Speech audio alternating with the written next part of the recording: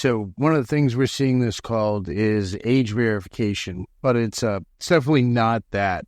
So I'm just going to call it what it is, and it's identity collection. Apple is rolling out this identity verification into iOS 26.4 beta for all of the UK users. And essentially, if you don't comply, you lose the ability to do things like download apps and make in-app purchases on the phone that you already paid $1,000 for to begin with. So Australia, Brazil, and Singapore are essentially already getting the same systems in place. And the United States government is not super far behind all of that. And they've been pushing for this since last December. Now, Apple's version checks whatever payment method that you have already on file, the age of your Apple account, and if those don't actually satisfy the system, it asks you to scan your credit card or your government-issued photo ID into their system. So Apple's own line, and I'm quoting directly here, is that a valid credit card can help confirm you're at least 18 because you must be an adult to open a credit card account. But, I mean, do you have to be an adult to use a phone? That was never a thing. Apparently, that's going to be a thing. Your credit card data or your government photo ID to basically use a phone that's sitting in your pocket that you paid for. And this is Apple's version. Essentially, it's the one where you get to feel good because it stays on device. Or so that's the claim, right? Now, Reddit's version, to give Apple some credit, all in all, was much worse. When Reddit rolled out their identity program, not age verification, this year for their UK users, which is back in July of last year, they actually contracted with a company that was called Persona, and you might have heard of them. It's a San Francisco identity verification startup, and it required every UK user to submit a government ID or a live selfie. So essentially, people in the UK now hand over their face and their government-issued identification to a for-profit company to access things like support communities for SA survivors and forums about drinking and all that kind of stuff.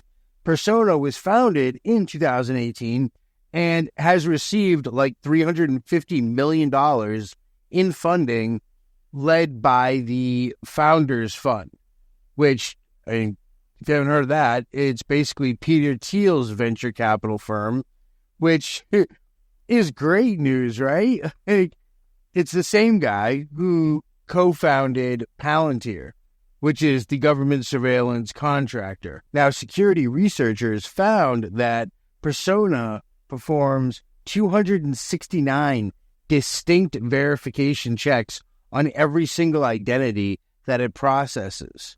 So it's not just age verification. That's a lie, right? It includes screening against things like terrorism watch lists and lists of politically exposed persons, which, is a variable term that is not going to stay the same.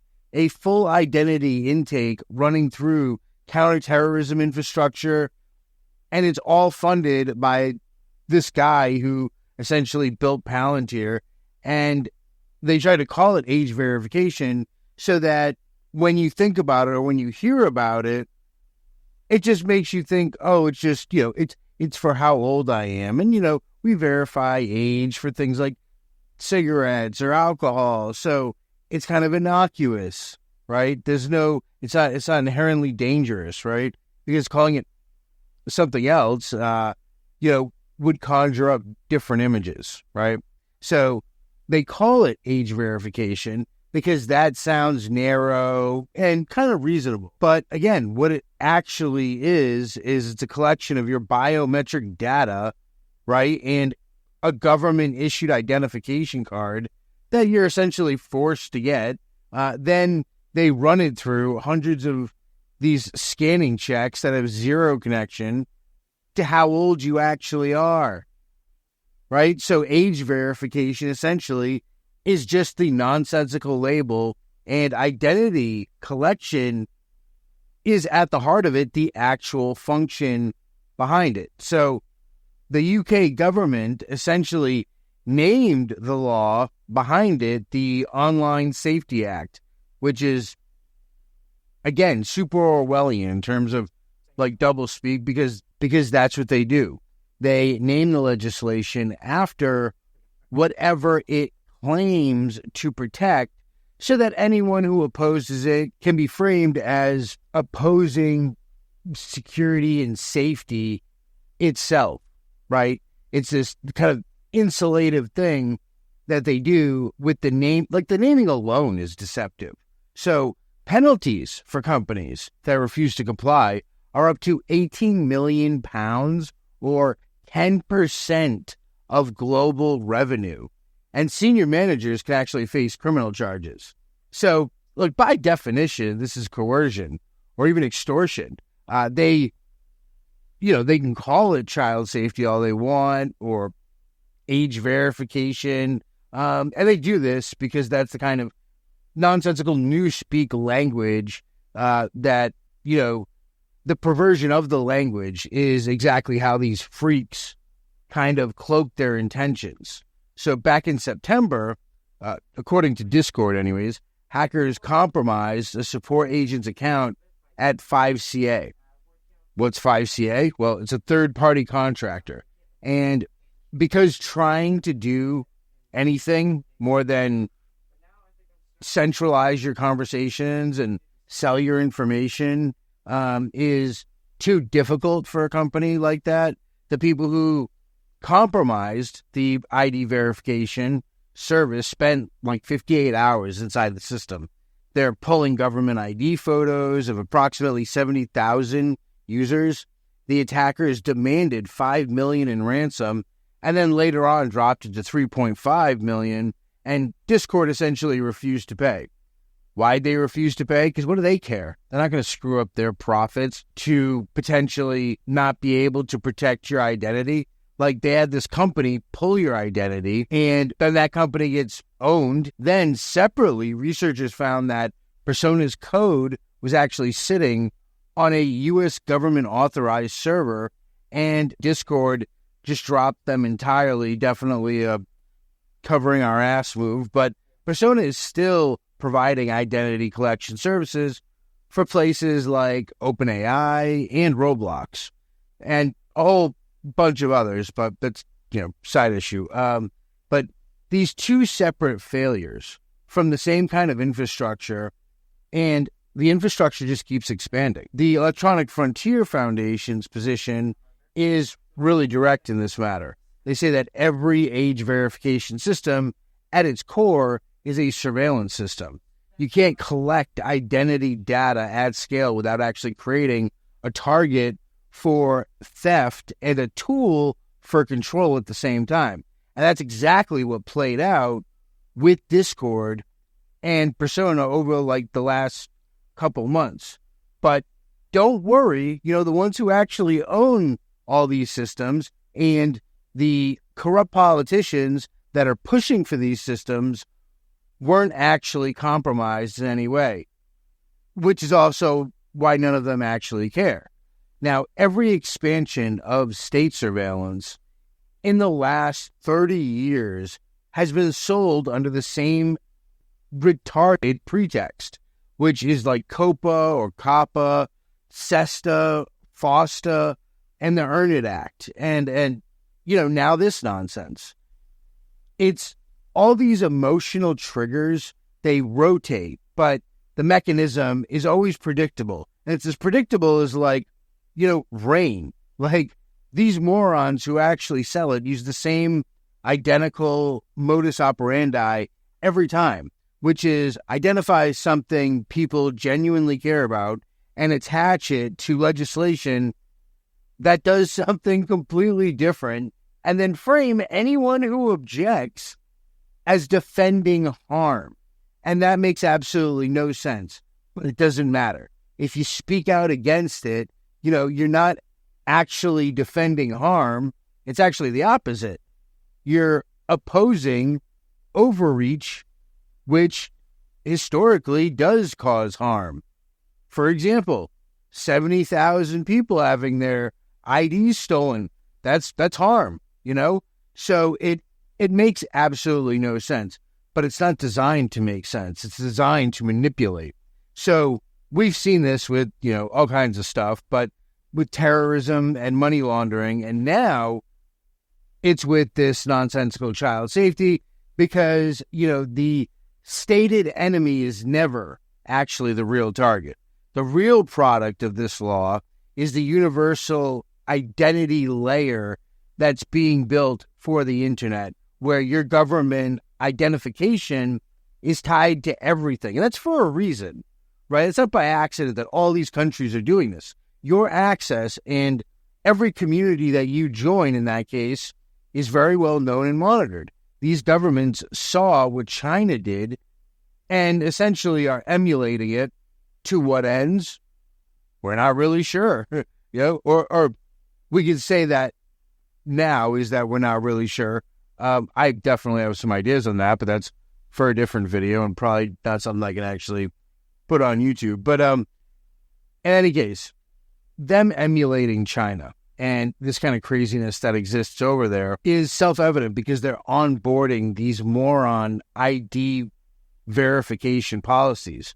Companies that get owned regularly are the ones that are responsible for verifying the authenticity of your identity. So that's literally the opposite of safety, right? Like, it makes no sense. Now, Persona already screens against things like terrorism and espionage databases, which again, like, they can classify anybody like that. So, the actual infrastructure is already built and existing, and all that actually changes from here on out is the scope and the actual offense that gets you listed as an enemy of the state, for example. And both of those things are susceptible big time and to manipulation and will be manipulated and will change on a whim, like once you no longer have control of your information, especially stuff like biometric information,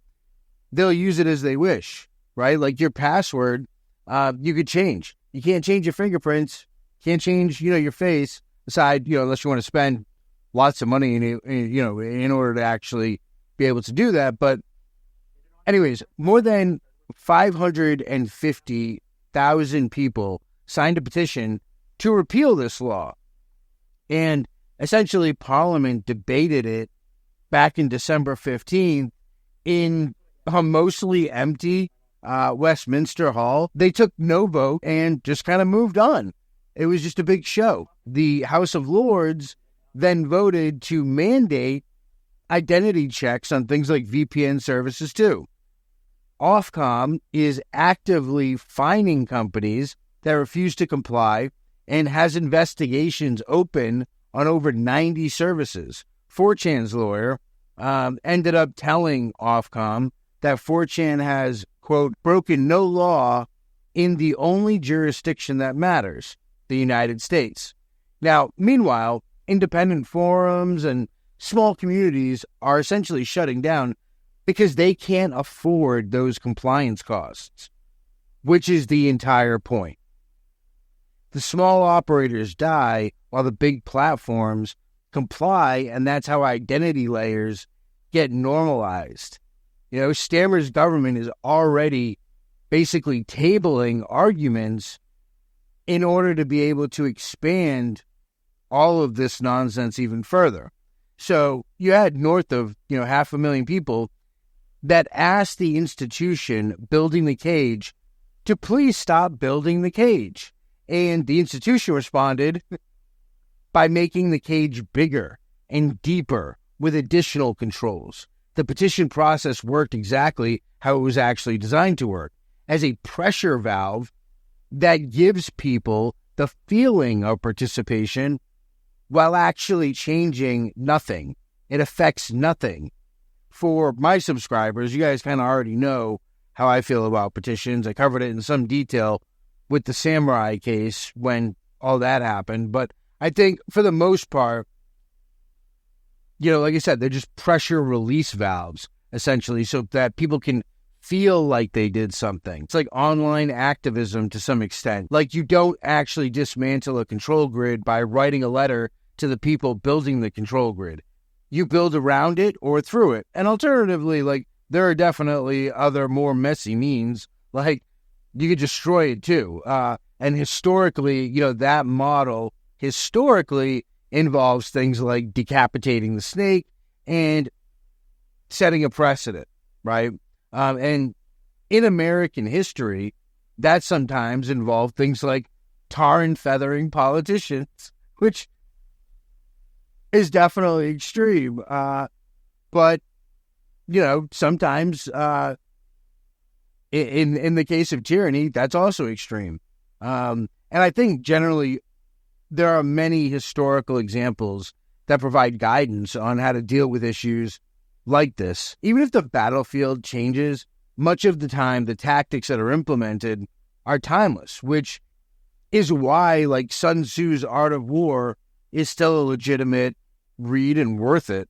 Now, obviously, less dramatic and drastic options are more simple, more functional, and prevent you from going to prison, right? So, and that's kind of what I advocate for, as the overhead is definitely not as time-consuming, if nothing else. So, it's also less complex. One of those counters to something like Apple trying to shove identity verification down people's throat is GrapheneOS. And that's on Google Pixels, and essentially gives you a phone with none of Apple's nonsensical gates and without the nonsense, the Google pipeline, because if you have like a Google phone, you still have spyware installed by default. With Apple, I'm not going to say they have spyware installed by default, but we're seeing what you have. They're a company, they're a for-profit company, and they're not going to, a multi-billion-dollar company, they're not going to go out of business to protect you, to make it so you don't have to verify your ID, right? But with GrapheneOS, you control what runs on your hardware, and the OS is open source, so every claim is verifiable. Don't use phones that market privacy like some of the moron YouTubers that are out there that shill their own dumb phone. I detest any kind of custom phone. I really don't like, aside from GrapheneOS. That's what I actually run on my phone, and what I advocate my family to run. Graphene basically runs on Pixel hardware because of the Titan security chip, and the project has no financial relationship with any government or advertising company that I'm aware of. I could be wrong. I'm not perfect, but at the end of the day, from what I saw, I haven't seen any of that. So if Apple is going to turn iOS into an identity checkpoint, then the move is to stop using iOS. That's not really a complex issue. It doesn't take a whole bunch of compute to be able to solve that. This particular counter, anyway, is not that difficult. Obviously, the problems we're talking about are much bigger. And as with anything, the move that Apple's doing right now, it's really disappointing, because I made a video a little while ago praising them for actually standing up, and now they're just, bending over. Whatever. It's what it is. But this particular counter, like I said, is not that hard. And if the state is going to mandate identity collection at an operating system level on your phone, then the counter move is an operating system that they can't mandate anything on. Moreover, a Pixel 8, for example, is super cheap. So this is all a test right now to see what we'll accept, what they can get away with. Think about the ridiculous restrictions of COVID, right? the nonsensical masking and all that stuff. You know, I wasn't really around for that. I was in federal prison, but even there, I refused to get the vaccine and to get a mask just because, like, I don't like people telling me what to do. But where this road leads right now with all this stuff going on is not a good place. So even if you're someone who, you know, is not the type of person to resist authority, like, now's really the time to start getting your things in order and try to tighten up, try to get more control over things, try to self-host more, try to, you know, start off with just something simple like a phone, get a Pixel 8 or a Pixel 9, you know, whatever you can afford. Like I said, they're not crazy prices. And be careful out there. Stay safe, stay aware. There are adversaries out there. And thank you for watching to the end, guys. I'll see you in the next video.